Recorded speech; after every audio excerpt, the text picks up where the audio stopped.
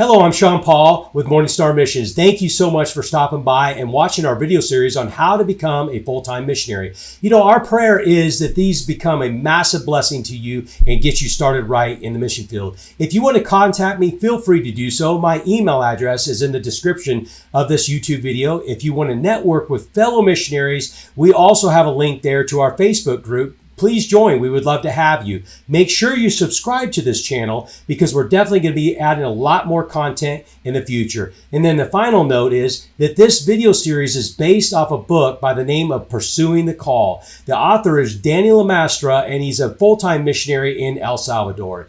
Thank you so much for watching.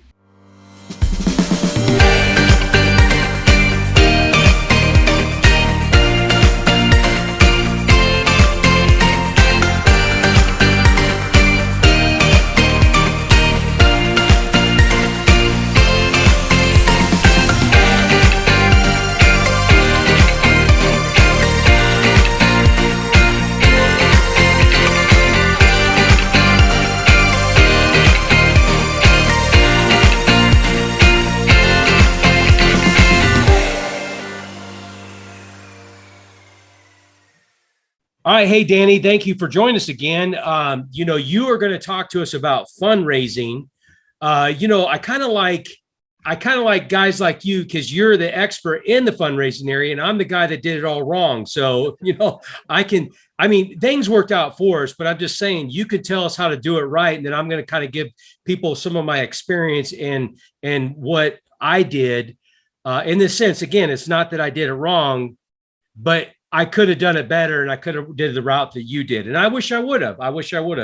So, really, just to let everybody know, we're going to talk about the book God Asked, because you, by my memory, you tried to raise funds. It wasn't quite working out and you got the book God Asked and then it changed everything. Is that correct? Or did I get that testimony from somebody else? That's pretty much correct. So when I started out at fundraising for becoming a missionary, I had all these preconceived ideas of what fundraising looked like and what was the best way to do it. And I tried to go about it, the way that I thought was best. And I really just kind of spun my wheels and didn't make a lot of progress for the first several months. And then there was a lot of factors that kind of converged at the same time that really resulted in me beginning to have a lot more success. But one of those factors was definitely reading a book called The God Asked by Steve Shadrach. And that book was recommended to be I think 3 different missionaries independently of each other. And so after the third one, I was like, I should probably read this if I'm having a little bit of trouble with fundraising. And not all the ideas that we talk about today are necessarily going to be directly from that book, because I think that our own ideas have probably gotten mixed in and somewhere in between. And it's hard to say at this point what came from that book and what came from other sources. But that book is definitely a fantastic resource. I would consider it almost mandatory reading for anybody that's a new missionary or becoming a missionary, wants to have a little bit more insight on good fundraising techniques and good fundraising theology as well, because the book has quite a bit dedicated to the theology of fundraising and theology of finances. So really just a great resource. I'm going to put a plug in here because of your book. I got the book and I read it. Now, I'm not making any excuses, but I'm already on the mission field. I'm not saying that I can't go back to the States and follow the principles of God Asked. But I'm just saying I'm already on the mission field. Just what Danny said, it should just be mandatory. I know, people could say, hey, you're just stroking his ego. But hey, I think Pursuing the Call should be a mandate. And then also the God Asked should be a mandate. Because it is an incredible book. And like you said, it gave the principles behind it, biblical principles behind it. And, I can say this, I've never been embarrassed of our ministry. Okay. I've never been embarrassed of what we do down here, but I'm embarrassed in the sense of asking for donations for the funding of the ministry. And after I read that book, trust me, you will not be embarrassed. You will not be embarrassed asking for funding because you will understand the biblical reasons of why we should be asking people to fund the work that God has placed in our lives. So I'm with Danny. You should read that book 100%. You should implement the book prior to going to the mission field, implementing the processes. of raising funds. And again, Danny's testimony is incredible on becoming fully funded prior to going to the mission field. So go ahead and just share some things about what you feel about raising funds. Yeah, so I think that anytime that a missionary is brand new to becoming a missionary, or is even just beginning to consider that possibility of becoming a missionary, at least for me, my goal initially was, let me find a ministry where I don't have to fundraise. And I think that a lot of people think like that. Mm-hmm. What I found, though, is that there are very few missions agencies, at least coming out of the United States, that do not require some level of self-fundraising. Whether you like it, love it, hate it, whether you think it's a good thing, whether you think it's a bad thing, that's just really the reality, is that there are very few missions organizations that do not require some level of fundraising on the part of the missionary. And actually, one of the big things that helped me to make that shift of being open to having, a potential self-funded position was that one of the few major missions agencies at the time that I was becoming a missionary that did not have self-funding, that did have salaries for their missionaries provided, they had to pull a relatively significant number of missionaries off the field because they did not have a sufficient amount of funds to continue to meet everybody's salaries. Mm-hmm. So that was one of the things that made me think, oh, maybe the self-fundraising possibility wouldn't be the worst thing in the world. But the reality is that at least if you're coming from the United States, again, I don't know if all countries do it this way, but there's not a lot of opportunities that aren't going to require some level of fundraising on the part of the missionary. And so it's a reality for most missionaries that you do have to get comfortable with. Okay. And so now, I read a book, not the God Asked, when I first got here, because I'm not one of them guys that came to the mission field fully funded. So, I came to and again, people, now you're going to be watching this and go, well, I'm going to do it Sean's way. No, do not do it Sean's way. I came to the mission field with $350 promise, and that was my wife, myself, and my daughter. So trust me, that's not the way you want to come to the mission field. But there's a gentleman that is quoted in the God Asked. His name's Scott, I believe. He wrote a book, and I read that book, and he said that there's three types of missionaries. One that will just get on their knees and pray to God for their needs to be met. Another one will market, through advertising or whatever, newsletters and things like that. And then the other one, and he jokingly said, it's the D.L. Mooney way, where he'll go shake your hand and say, I'm building a bridge in Africa. Were you the one that's going to give the $2,000 or the $5,000? So I think by reading your book, my assessment of you, I think obviously you pray. I don't doubt that a bit. But I think by, you talking about marketing materials and things like that, I think you're probably definitely a gentleman that was, develop marketing materials. Cause I think I went on your website or something like that. And I saw your brochures, your business cards, your prayer cards. I mean, you were squared away. And then I think the book helped you become the D.L. Mooney way, meaning be aggressive in asking people to get behind you and fund your work. So if you don't mind, just kind of share some things, some principles that you got off of the God Asked and how you implemented them in your raising of funds. Yeah. So first I'll talk about the principle that you just talked about, which is the importance of asking directly. And so I would definitely lean more into that third category of a little bit more of a direct ask. And, I'm from New Jersey. We're a very direct people. We don't beat around the bush much. And so where I'm from, and my opinion is that a lot of places are like this. If you don't specifically ask for support, then people aren't going to know that you need support. Yeah. People are not used to, like, for missionaries, it's very common that you have to raise your own salary, right? But most people don't have that experience at their job. And so if you're telling somebody about this new opportunity that you have to be a missionary, not everybody is going to connect the dots that you need Yeah. financial support and donations if you don't ask them directly for it. And so that is, one principle of the book is to ask directly.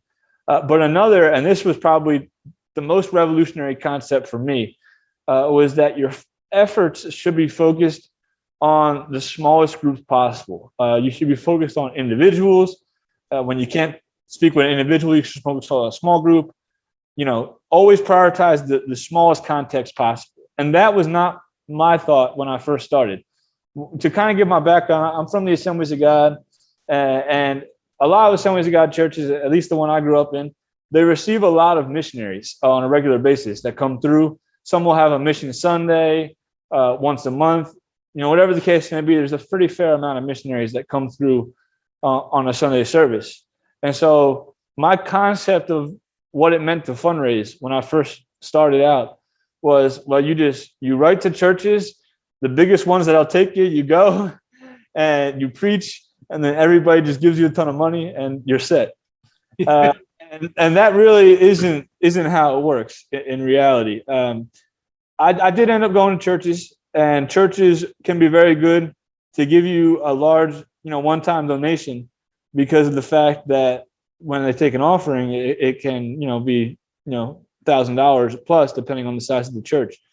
But in terms of getting monthly support, I found that the smaller you go, the better. Meaning, if you can talk one-on-one with an individual and present your ministry, that's where you're going to have the highest success in terms of getting monthly support.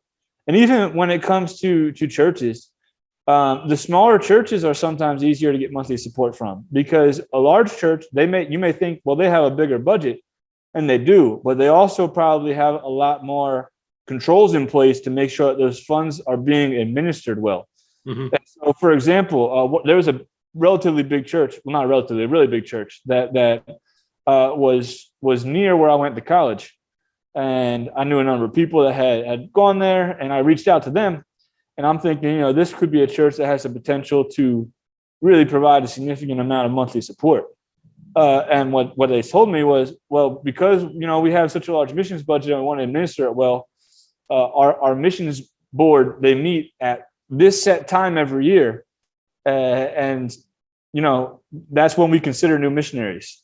And so come back to us at this time of the year. Yeah. And that's totally understandable. But like, if you need support now, then that's not going to work for you as a missionary. And so I think the first principle, ask directly. The second principle from the book, the smaller the context, the better.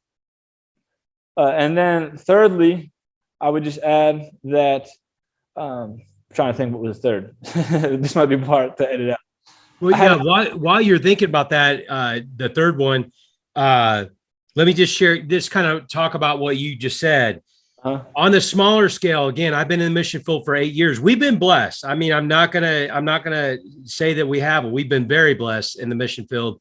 But 100%, it hurts if a major church says, look, we're done. We're pulling out. We're not going to send you monthly support anymore. That hurts. When you have a smaller donation or an individual pull out, that's not so damaging to your ministry. And so, see, to me, the important thing would be is to, one, before you go to the mission field, you do become fully funded. And like Danny said, you get one time, or you get individuals or families or couples involved in your mission work. And see, again, your whole idea would be is you get several of those people, maybe 25 to 50 to 100, and when you do that, when you have one that says, look, just because of this situation, we can't send funding anymore. Well, guess what? That's not going to be a body slam to your ministry, but if you are only relying on large donations from churches and one pulls out, it can hurt. And so, see, to me, I think it's like, if you're going to if you're going to build a house on a hill, you're going to want multiple piers to support that house, not just like 3 or 4, because obviously if one breaks and falls, the house is going to come crashing down. And then, like Danny was saying, that he was seeing some some missionaries being supported by one organization. They couldn't fund that missionary any longer. I've seen that here in Honduras. I bought a motorcycle from a missionary where the sending organization pulled all their funding, and there were multiple missionaries from that organization going back to the United States.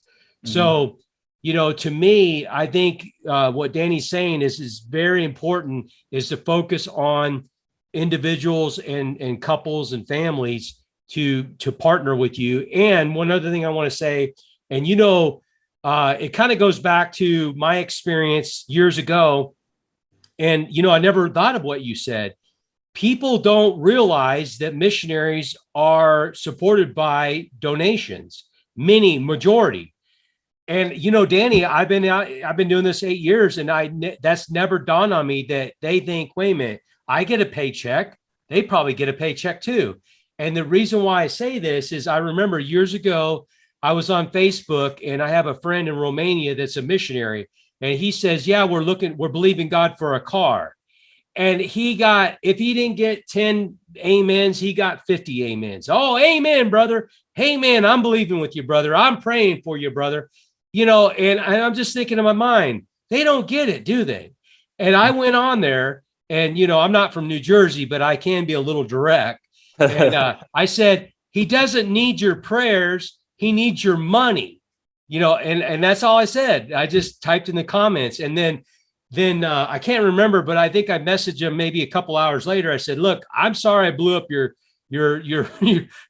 posting about needing a car, but brother, I was just getting so mad about, people just saying, I'll pray for you. I'll amen in you. He said, you know what? After you sent that, I started getting all kinds of donations. And it was like in a matter of a couple of days, they raised the money for their car. So anyway, it just, people don't realize how you get paid. I mean, I've actually had people, when we pick them up and, they start asking questions, it's their first time meeting them. Maybe it's a team member. They ask that, how do you even get paid? People don't even realize that. No, yeah, so I think it's important for you, for you as an individual, as a missionary, to go and tell them, I don't get paid unless you are a part and partner with what I'm doing down here. Yeah. So anyway, I'm sorry. It's funny you mentioned that, because I have a story as well. When I was here for about a year, I became the director of the prison ministry. And I mentioned in one of my monthly newsletters that I had become the director. And there was a person that pulled their support shortly after that. And I contacted them and just, make sure everything was okay. Because normally when something like that happens out of the blue without the person communicating with you at all, it can be like they had an automatic withdrawal set up and they changed their payment information, anything like that. Not necessarily like malintent or anything. And so I just contacted the person, to ask them, just double check with them on how everything was. And they said, well, now that you're the director, we didn't think that you needed any funding. We thought you got a salary. Yeah. Nope. Don't have a salary. Still got to get all my support through donations. And so, just like you said, not everybody realizes. But as you were speaking, you reminded me of what the third point was that I wanted to make that I couldn't remember. And that is when you're fundraising, you should always work through existing relationships as opposed to just cold calling people. I remember that when I was in the beginning stage of fundraising, the idea of asking people I know to support me financially was just like the worst thing in the world. Like I did not want to do that at all, because if I ask a perfect stranger and they say no, then I never have to talk to the person again. But if I ask somebody I know, and then they can have like the relationship could be weird, maybe, that's how I thought down the road that it could just be weird in the relationship. And so I tried in the beginning to just cold call people. I downloaded a directory online of churches in my state, and it was just one after the other. And guess how many of those churches even got back to me? Zero. Not a lot. There was a couple, actually. Oh, okay. There was a couple, but it was not a high number. It was not a good use of my time. Yeah. And when I started to work my way, going through relationships, I found that the success rate was significantly higher. Yeah. that I knew or the people that I had the meeting with because somebody I knew referred me directly, those were the meetings that had a significantly higher success rate. So then just to recap those 3 points, number one, ask directly. Number two, the smaller the context, the better. If you're with an individual, that's ideal. And then number three, work through your existing relationships. Those would be the three main points that I took from the God Ask that made the biggest difference for me. Yeah. Now, okay. So in the God Ask book, obviously, the principles of why asking, I highly believe that it removes the embarrassment. Trust me, and can you say that with me? Meaning after you read and understood why you're asking, did it remove the embarrassment of asking? I definitely think it made it a lot easier for sure. Okay. But then once you got into it, I would assume once you got into it, it was a lot easier. And then you become more confident as you were doing it. Oh yeah, big time for sure. Because, one of the things that I think really surprised me as I was fundraising was the amount of people that were genuinely enthusiastically excited that I had asked them to be a part of the ministry.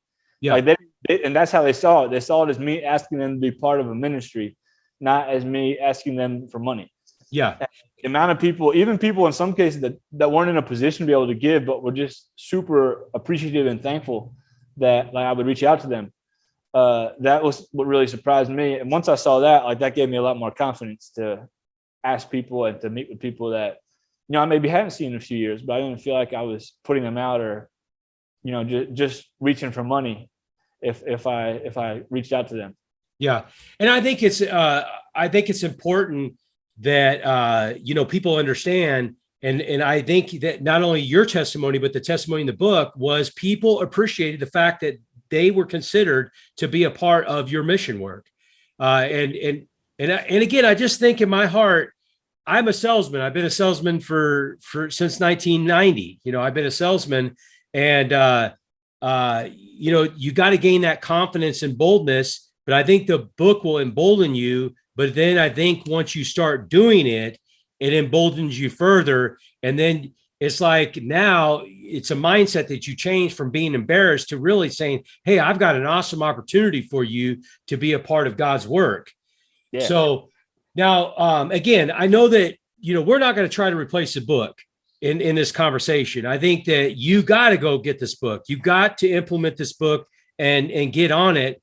And the other thing too, is I highly encourage you to go to the mission field being fully funded. I mean, I highly encourage you to do that. Again, bless God, praise God. Once we got on the mission field, things opened up very quickly for us. And I will say this, I was a businessman prior to coming to the mission field.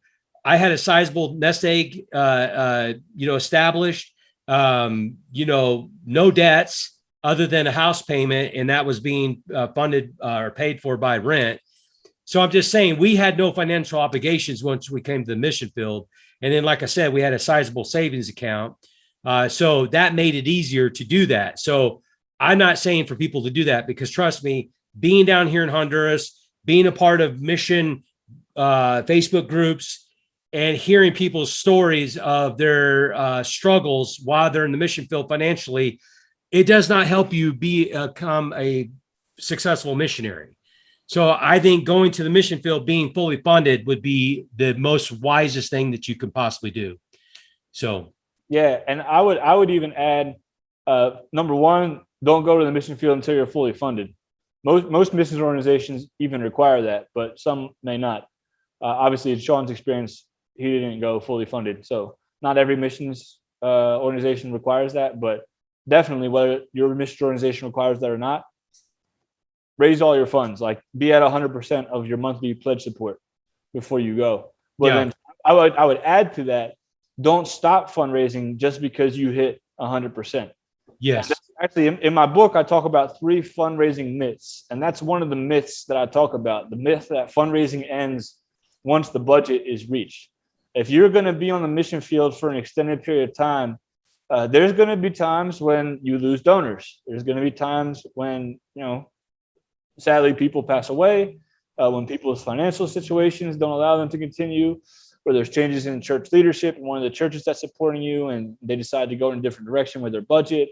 There's a million different things that could happen. A pandemic hits, Yeah. Whatever the case. I don't know about those. Whatever the case may be, there's always going to be, a rotating donor base. And so if you have people that are eventually leaving, but you're not filling in that gap with anybody, then you're not going to have the funds that you need. And then secondly, having extra funds is great from a ministry standpoint because it really opens up a lot of opportunities for you. I'll give you an example. When I believe it was my first year here in El Salvador, there was a relatively bad earthquake. It was like a 6.8 or something like that. Wasn't like big news internationally. Most of the country was fine. But one of the communities that our organization worked in got hit pretty hard. There was a couple families that were extremely low income that had serious damage to their houses. And, normally if you're going to put together a fundraising campaign, it may take a few weeks before you get those donations, before you get the word out, before people donate, before the international money transfer gets the money to you. And, that's time where those families are without anywhere to stay, in theory. Because of the fact that I had extra funds because people had given above and beyond my normal budget, I had that money available to be able to say, boom, here's the money that we need, and let's do it, like, without delay.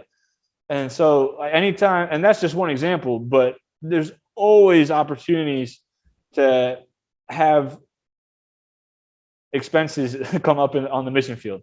There's always ministry opportunities that could benefit from extra finances. And so don't feel like once you get to 100% of your budget that you should stop. Keep going as long as you can. Keep going. Yeah. And keep getting that number up higher and higher. Yeah. I talked to a missionary friend of mine in China, and this guy's hardcore. I mean, he literally has a motorhome in the States. So when he comes back, he hits the road for like 2 or 3 months of raising funds. Now, this guy's got a massive organization. He's got Bible colleges. He's got a lot of things going on over there. And I mean, he literally has a motorhome. I don't know what type of motorhome or anything like that, but literally he travels. And I mean, he's constantly putting on Facebook, today I'm here, today I'm here, today I'm here. And he doesn't stop. It's a continual thing that he does. And it's something that he considers is just part of being a missionary.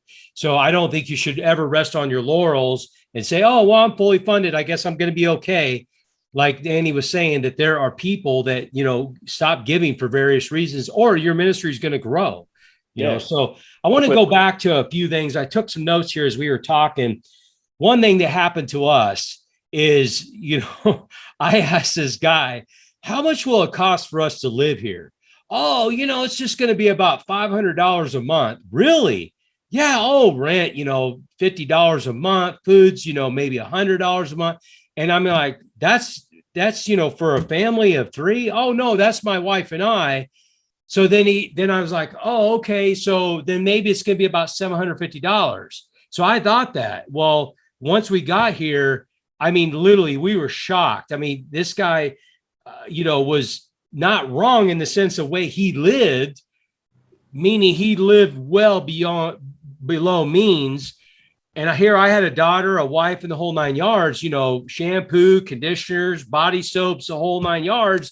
I mean, I was like, this isn't even realistic. So one, I think like Danny keeps on saying, you got to be fully funded. Well, what is your fully funded? Be honest in your budget, and then add some, add 10%, add 20%, because things aren't going to always be what you think it is once you get to the mission field. And trust me, again, we're funded very well in what we do, but there's always expenses that pop up that you're not aware of, especially if you're trying to run a ministry that's, a larger scale ministry. Another thing that you talked about, Danny, is in the meetings. And again, this is all covered in God Ask, as far as in setting up meetings and becoming fully funded and things like that. But one thing that I appreciate that you talked about was the materials. You didn't go in just kind of hip shooting on your meetings. You actually had an actual outline of what you wanted to follow. So not only for you yourself, but you look professional, and you made people aware, hey, this guy's real. This is a real deal. This guy's a professional. This guy's going to go and do work for the kingdom of God. This excited people to be a part of what you were wanting, what you were going to do. And I think that that's really important for people to understand. When you go and set up these meetings, don't waste their time. Don't go looking like a fool. Don't go looking like you really don't know what you're doing. No, devise a plan, have a plan well devised out in an outline, and kind of like a presentation, and then have professional printed material, because that's what you did yourself. Am I correct? You had professional printed material. Yeah, so there's two different types of materials that I would say every missionary should have as their fundraising. This is my personal opinion. It's not to say that every missionary that's ever done fundraising has done it this way. But my opinion, there's two different things that you should definitely have. Number one is a video that is brief, maybe 3 to 5 minutes, but shows visually an idea of what it is that you're going to be doing as a missionary. And this is something that I think is important enough that I would invest money to have professionally done if you don't have video experiencing, or if you don't have the equipment to be able to do it. In my case, my dad worked in the television industry for 25 years. And so I had access to equipment that was not necessarily something that everybody would have access to be able to do it myself. But yeah, that's something that's important in my opinion, because they say a picture is worth 1,000 words. And I would say that a video is worth 1,000 pictures. Yeah. So 100,000 words, I guess. So because a video, it really gives that person the opportunity to see and experience what it is that you're going to be doing in a place that they've probably never been to, that they probably never will go to, that they probably don't have any framework to be able to understand. In some cases, maybe a country they can't even locate on a map. But when they see your video, it's going to show them visually what it is that you want to do. I remember one time I was doing a fundraising meeting with somebody, and I just showed the video. It was like 3 minutes long. And when I ended the video, I noticed that the person was crying, because like it impacted them so much just to be able to see, not just to hear about it, but to see it. And so, yeah, I would definitely recommend the video. And then the other thing is some sort of physical handout that you can always leave with the person. And in my book, I talk about 3 different types that I would recommend having all 3. But at the very least have one, because you need to have something physical. People oftentimes will have the greatest intention to give after a meeting, but if they don't have something physical that can remind them, they may forget. Yeah. And oftentimes it feels awkward to follow up. You should follow up. If the person said that they're going to give it, they're going to get back to you. You should always follow up, at least a couple of times, until it gets to the point where it's just obvious that the person's not going to give and they don't feel bad telling you no. Yeah. But anyway, the 3 types of physical printout materials that I recommend. Number one is a prayer card. And that is something that you can give to everybody, right? And even if the person doesn't ever give a donation, they have the prayer card, be a reminder for them to pray for you, which is something that is important. It doesn't necessarily result in them giving you money, but it's something that's important to have people's prayers. Number 2 is going to be a pledge card. And this is something that is less and less common as people give more and more online. If you go back 20 years, this was something that was like necessary for every missionary. But I still think it's a good idea to have a pledge card that's printed, because some people, particularly the older generation, may not be comfortable with online giving. They still want to send in physical checks. And having that pledge card is something physical to remind them where to send it to, and something that will let the missions organization know, who that money is destined for. Then that's helpful. And by the way, those people that tend to be a little bit leery about online giving, the older generation, they also tend to be some of the best missions givers, and so you don't want to leave them out by any means. And then thirdly would be what I call a missionary profile, basically a 1-page handout, full page, or potentially a pamphlet with something that kind of basically what's in your video, but in a physical printed form. Giving the information of the ministry, where you're going to be going, your story, maybe your testimony, maybe some quick stats or quick facts about the place that you're going. Anything that could connect with people, that could just be a reminder of who you are and what it is that you're going to be doing. Yeah. And also probably a business card too. Because obviously, you talk to people and say, hey, you got a business card. So something definitely you want there too. One thing, I know we need to wrap up this video. Another thing that you mentioned is you asked for referrals. Very important. People don't know, don't think of that, or they don't give it enough credit. I think asking for referrals, because like Danny was saying, he was very unsuccessful in cold calling, but what turns a cold call into a warm call is a referral. Anytime you can refer somebody, or anytime you can say, hey, so-and-so referred me to call you, that changes everything. So definitely, I would highly recommend that. One thing that I've noticed is a friend here in El Progreso, Honduras. He's a missionary, and one of his greatest successes was that he went back every 90 days, and basically he worked off of referrals based off of like his pastor referred him to another pastor, and then that pastor referred him to another pastor. So literally he worked that every 90 days. He went back to the States, and then literally he fundraised off of those referrals. So very, very strong. Yeah, One 100%. thing that I do want to cover here, huh? Can I share a story about that real quick? Sure. So yeah, I remember that when I was fundraising, there was an individual named Carl Coletti. He was the district superintendent for New Jersey in the Assemblies of God, and he told me something that I remembered, and that really was very pivotal for me. A pivotal piece of advice. He said, anytime that you meet with somebody, you should always ask two things, not just one. So the first is the obvious question: would you consider being a financial partner or a financial donor? But the second question, and this was one that I had not thought of until he told me it, but it really became an important question for me, is who else in your network could you set up a meeting for me with? And when it was all said and done, two of my three largest monthly donors were actually referrals. They were people that I did not know, but that I had been referred to by other people that in fact, in one of the cases, I never even met with the person. The people that I had met with that did the referral, they took that physical materials that I mentioned. They took some copies to their church's missions board, and their church became, like I said, one of my three largest donors as a result of that referral. Wow. So referrals are huge. You can't underestimate the importance of that. Yeah. So, okay. So let's just kind of I want to cover these couple things here, and then we do need to wrap up. Okay. So basically now you're fully funded. You're on the mission field. One thing that I've got tons of missionary friends on Facebook.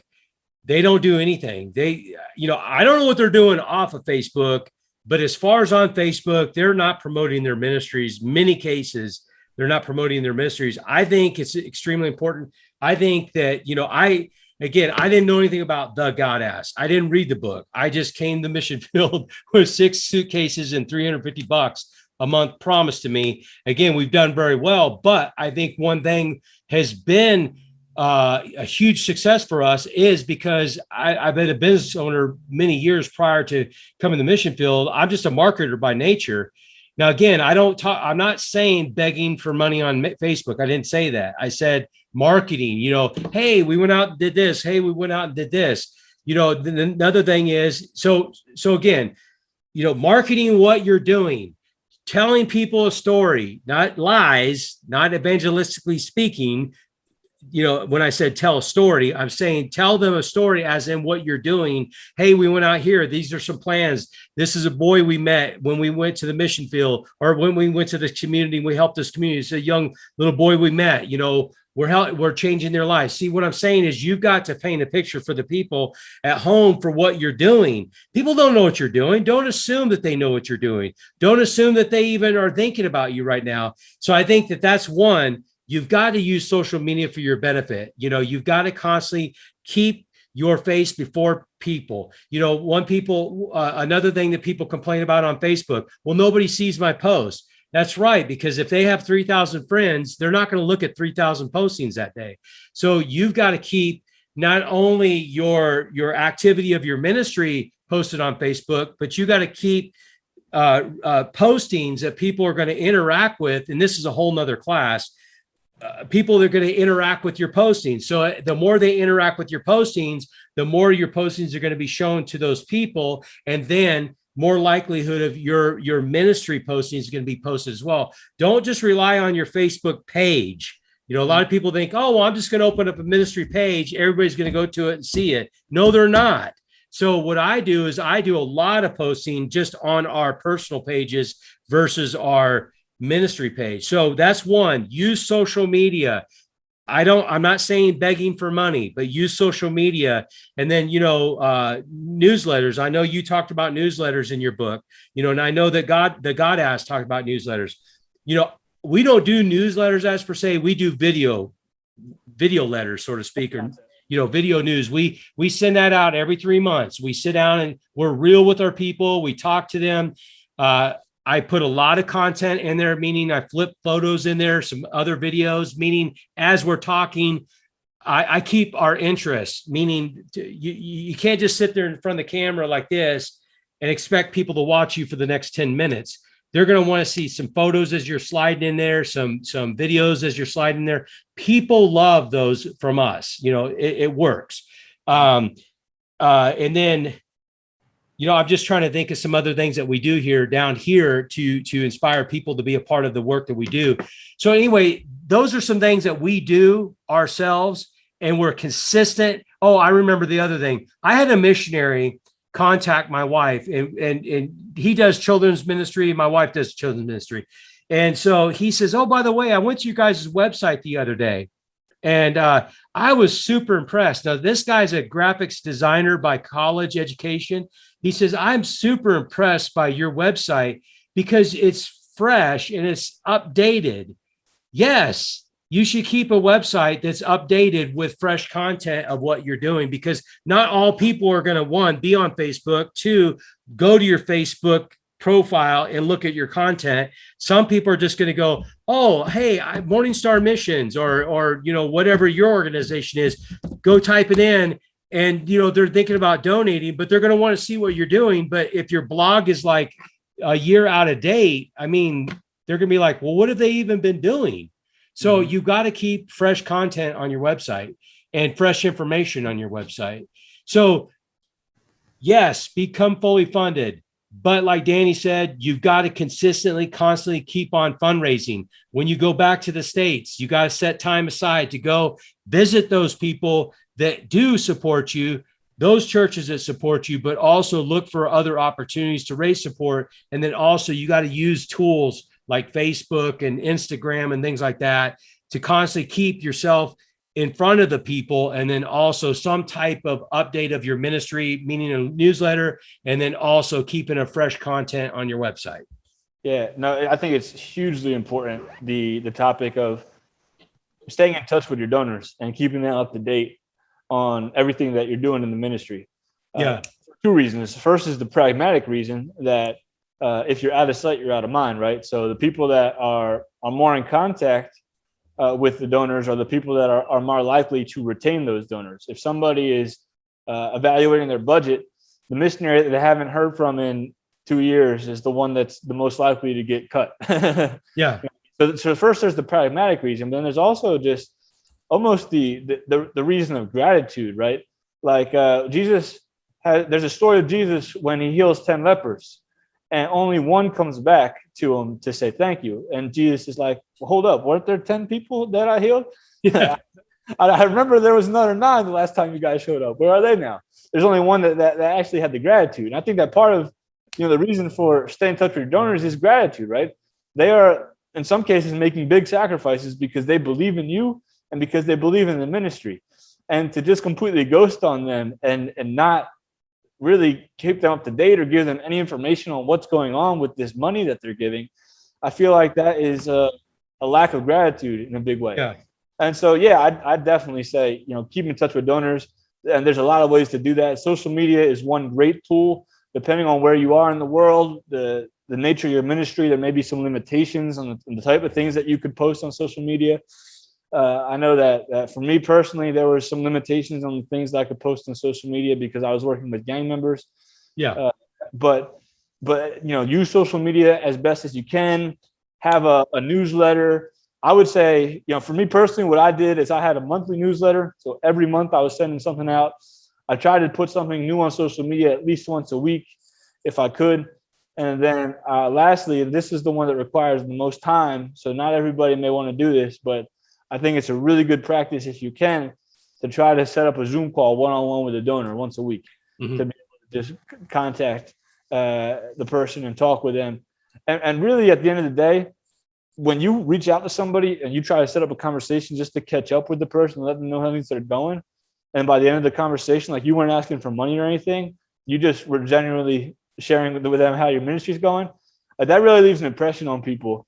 And it makes it a lot easier when it comes time to call that person, because you do need a donation if you contacted them before, just to catch up. It makes them feel like you care about the relationship, not just about the donation, which is what you should care about. You should care about the relationship, not just the donation. Yeah, absolutely. Because I mean, people don't want to feel used.